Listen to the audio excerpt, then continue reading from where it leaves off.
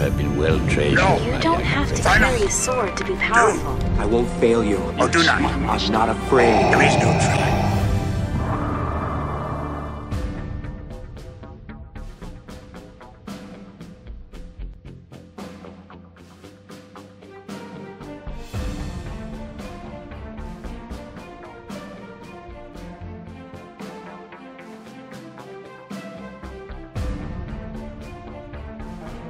Hello everyone, and welcome back to the Chance Cube coverage of the 2018 World Championship for Star Wars Destiny. My name is Todd, and in this video we will be watching a battle between Nick on the left running eBoba, ePhasma, and Paul on the right running, okay, here's the mouthful, Hired Gun, Rookie Pilot, Jedi Temple Guard, and Ezra Bridger. 4-wide character deck. I have never seen this on the hero side. I am super excited to see how this deck plays out in this particular match.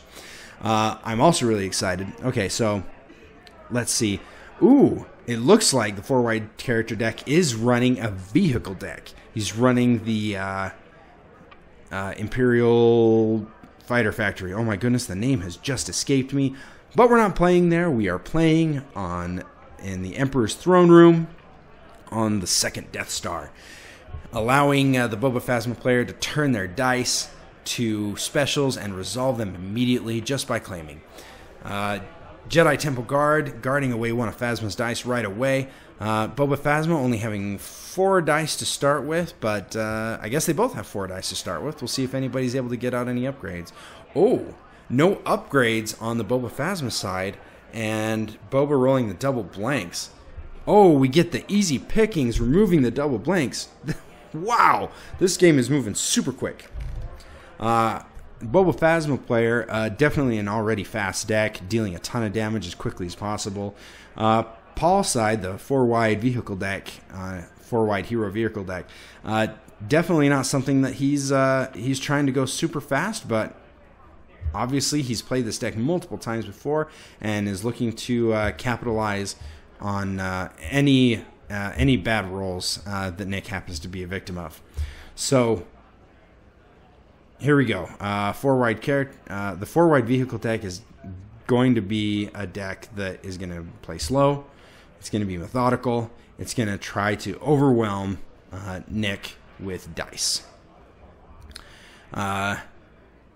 Okay, so a few of the characters that I'm absolutely loving. I love the Boba Phasma idea. I was running Boba Ketsu for such a long time, but the Boba Phasma is just calling to me now. It's absolutely calling to me. I love the symmetry between the dice, the super high damage sides, the specials being able to proxy off of your opponent's dice. It's just an amazing and super powerful combination of cards and characters, and the die sides. Oh my goodness, new Phasma, top of the line. On Paul's side here with the 4-wide vehicle deck, Ezra Bridger, mostly sticking around trying to make some money. But also having that +2 range side can be extremely powerful. We've got the Jedi Temple Guard, who does have who has 2 damage sides. It's got a 1 shield, a 2 shield, a resource, and a blank, but also has Guardian. It's an amazing Jedi Temple Guard with 8 health with Guardian. Such a cool design for a character, I personally think. All right, so Ezra stealing some resources. Then we got the Rookie Pilot. Rookie Pilot is good for getting those vehicles out, and after you activate the vehicle, the Rookie Pilot, when he activates, can reroll one of your vehicles in case you didn't get what you wanted.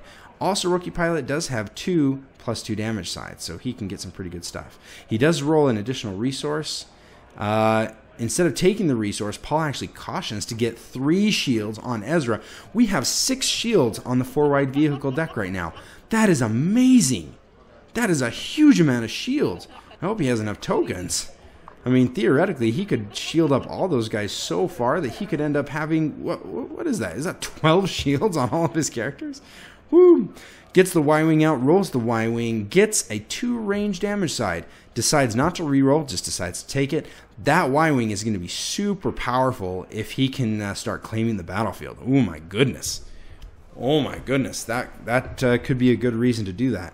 If he has any way to cheat out any of his dice or any of his supports, that could definitely be a positive thing. I do see a C-3PO and an Entangle, a Republic Bomber, or sorry, Resistance Bomber over in Paul's hand in the vehicle side.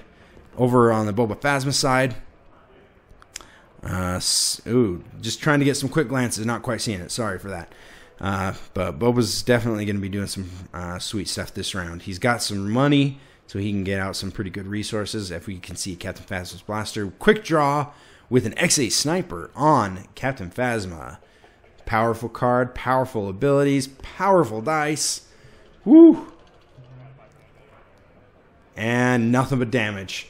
When you've got 3 damage sides on all your dice, it is not hard to land those damage sides. Paul over here on the right trying to decide what he's going to do, if he has any removal in his hands. Not sure if he does, but he definitely has shields for days, so we'll kind of see what he decides to do there. He does have Entangle, but doesn't use it. Instead, just takes the damage, gets 3 damage on the hired gun. Hired gun has 9 health for 8 cost. Came out in Awakenings and has a 2 range and 3 range damage side, and he just rolled the 3 range damage side. That's why Paul wanted to hang on to some of them resources. And sure enough, 3 damage into Boba. Wait, what? I may have missed what happened. For some reason, he adjusted the battlefield. Not entirely sure why, but he did. Oh, it was a hasty exit on ePhasma's side. That's what it was. Sorry. I'm here. All right, so we get a disrupt. So we entangle the Boba disrupt and the Phasma special.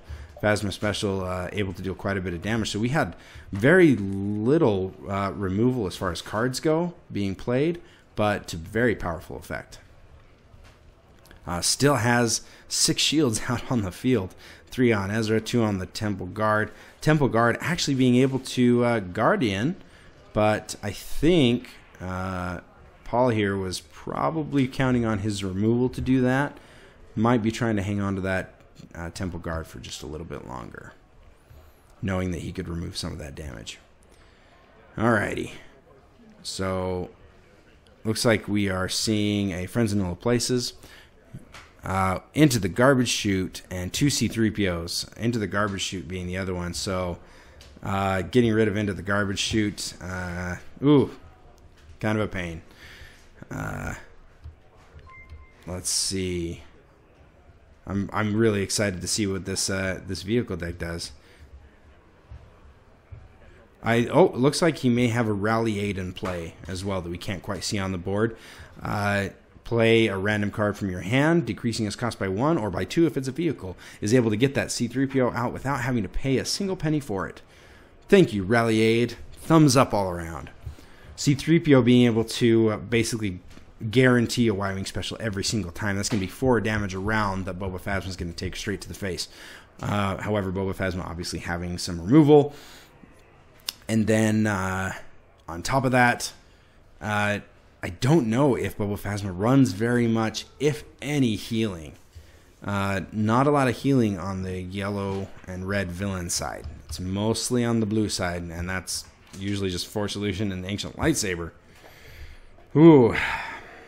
So we do roll out the Y-Wing, we get the special. Jedi Temple Guard showing a 1 melee, and then Ezra rolling that +2 range for whatever reason he decides. ePhasma claiming to turn the Boba to a special, dealing 2 damage to the hired gun. Hired gun, unfortunately, not getting a lot of use during this particular game, but you know what? He is there to soak up damage. He's got 9 health. That's what he's there for. Roll out the rookie pilot, and he hits the resource side again. Oh my goodness, and more resources from C-3PO. This is definitely not a bad thing. Let's see what he decides to do. He discards the C-3PO to reroll Ezra's die and gets the +2 range again. So this is going to be an interesting conundrum. Okay, so he decides to do the Y-Wing special into the ePhasma player. One other option he could have done, which was basically the exact same amount of damage, would be to use C-3PO's ability to proxy a focus off of the Jedi Temple Guard, focusing the Y-Wing into the base 2 range, and then possibly just dealing that damage directly into Boba Fett or to Phasma, whoever he decided to focus after that. Looks like he is switching over to Phasma. The X8 Sniper, while very powerful, does not have redeploy, and so I'm sure he's hoping to try to get those dice off the board. Not only that, but the Phasma's die do get really powerful at the end of the game, being able to do 3 damage with the special instead of 2 like they were doing at the beginning. Resistance Bomber rolling in, getting the 6 indirect for 2. Cannot afford it, so ends up taking it just off the field, passing, and starting the next round.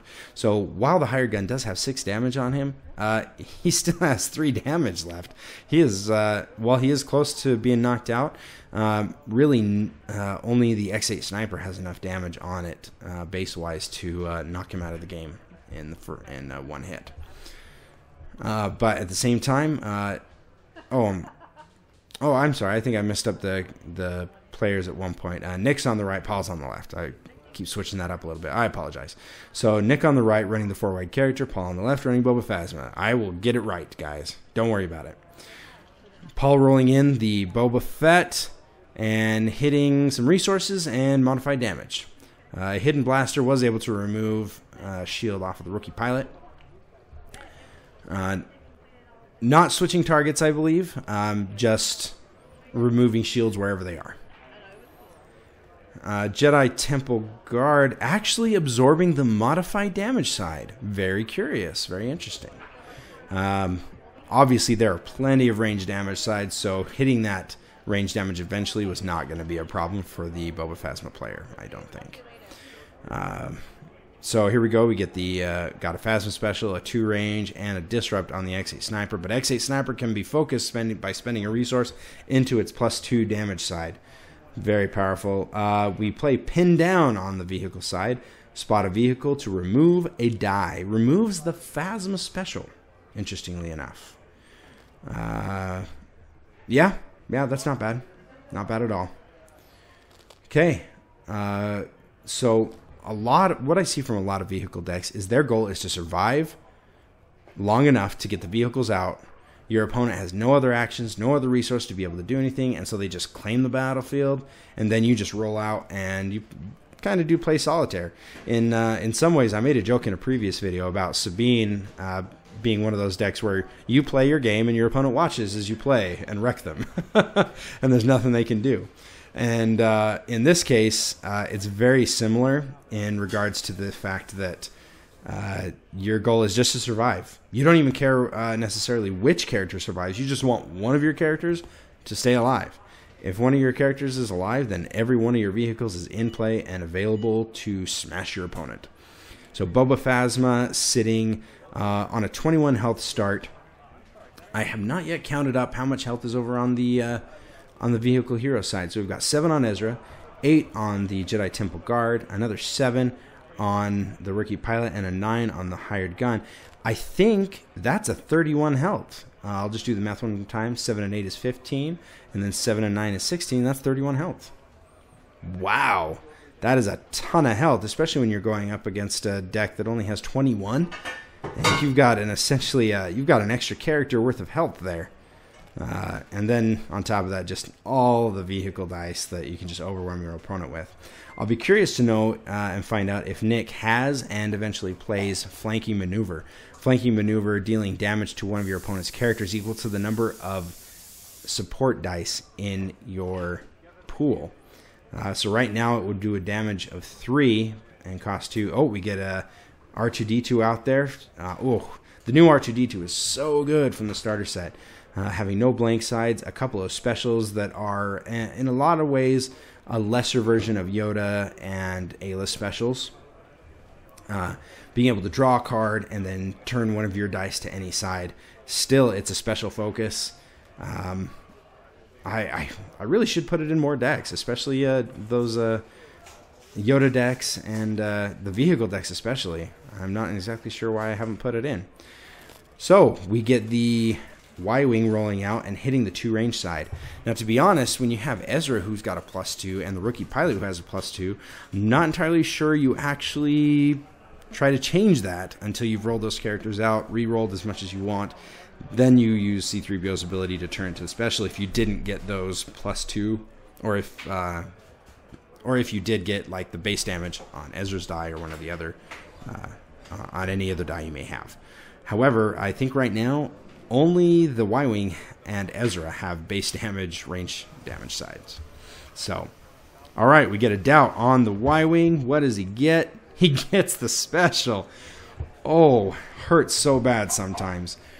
There are a few cards that people play that are the 0 cost reroll on opponent's die that can come and bite you. So you got to be aware of that at any time. What's the cost benefit versus the detriment? In this particular case, you know, it was worth the risk for Paul to be able to just say, hey, you know what? I've got to try to get rid of that Y-Wing die. It's one of the highest hitters in that deck. Unfortunately, it did come to bite him just a little bit. Another card that everyone seems to run in my particular meta here is Sound the Alarm. And I have seen Sound the Alarm come back and bite people. You're sitting out there. You've got dice showing about 4 damage on across 3 or 4 dice, so very low damage. They just say Sound the Alarm. You re-roll and end up with twice as much damage on your dice. It can come back and bite you, but it seems that in a lot of cases, it helps you more than it hurts. And so I never discourage somebody from putting it in their deck. It can be a really good kind of an escape shoot. Say, oh my goodness, you roll a ton of damage. I'm just going to pull the ripcord and make you see if you can hit it all again. And sometimes, unfortunately, they will, but sometimes you'll just wreck their round. Getting out another vehicle, so we have 5 support dice out in the field. I personally think flanking maneuver is a very good thing to have in any particular deck.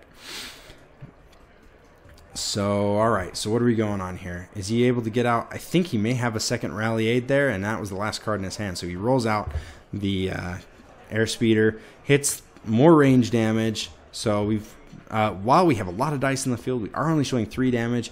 And C-3PO's die not showing a focus or anything, but we still have the resistance bomber to get out. So I think our hero vehicle player here. Ooh, interesting. Okay, so he does the 2 range onto Phasma, getting her down to 2 remaining health. Once again, Boba Phasma, while it can hit really hard, it doesn't have a lot of options as far as regeneration and healing, or even generating shields. And that definitely is the weak point for that, for that deck, and a lot of other aggro decks, as a matter of fact. A lot of other aggressive decks. We get the other 1 damage onto Phasma, so he can C-3PO Ezra's die as a damage and just kick Phasma off the field right now if he wants. We'll kind of see what he decides to do. He could resolve Ezra as a special as well off of C-3PO's die. So we'll kind of have to wait and see what happens here. I am waiting with bated breath. Oh, wow, it is baited. Let's see. Okay, he does resolve Ezra's die as the 1 damage, knocking Phasma out of the game. Phasma probably being the more powerful character, but I do not believe that Paul has claimed yet. I think he's waiting for that resistance bomber to roll out. If he can get that resistance bomber to roll out, that means that Nick is going to take 3 to 6 damage to the face.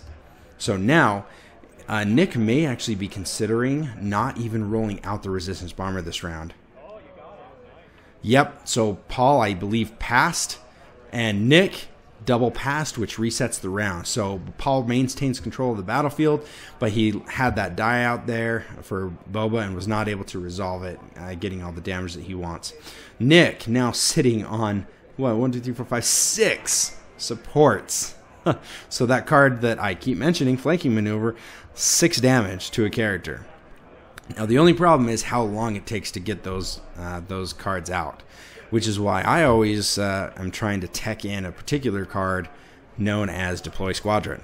For those of you who don't know what it is a free Hero Red event. And it's not a spot a hero, or spot of red or spot of whatever. It just says roll in any number of your supports in the order of your choice. So for 0 cost, you can roll out, in this particular case, 6 support dice, just flooding the field with so many dice your opponent gets overwhelmed. And then if you can flanking maneuver, that's it. 6 is how much health is left on our Boba Fett player. Boba rolling out, getting some solid damage, but only 1 modified, or 1 base damage side, which means that Temple Guard is going to be able to Guardian that away, removing the ability for Paul to be able to resolve that damage right away. So, state of the game right now, Boba still has 4 dice in the field, all with very good damage sides. He also, I believe, still has some resources to use, which means he can focus the X8 Sniper into the base damage if needed. He does decide to discard to reroll it, and hits base damage. 2 dice showing base damage. This game could swing very quickly. We do see a flank, and he removes the Boba Fett die, so we see 5 damage showing. That's enough to kill no one.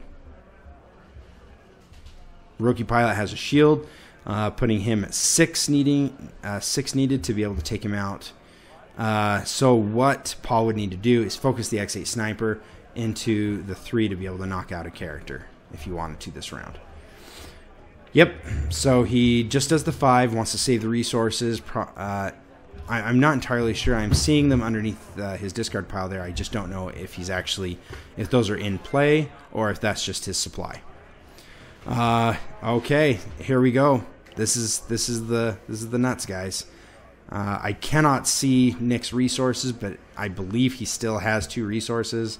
And that's it. Congratulations to Nick for taking that. I'm super excited to be able to see both of these decks hit the table. Congratulations again to both of these players for being able to play here at the World Championships for Star Wars Destiny. And we'll catch you guys next time in round 3 of day 1B. Woo! So much fun. Thanks, guys, for watching.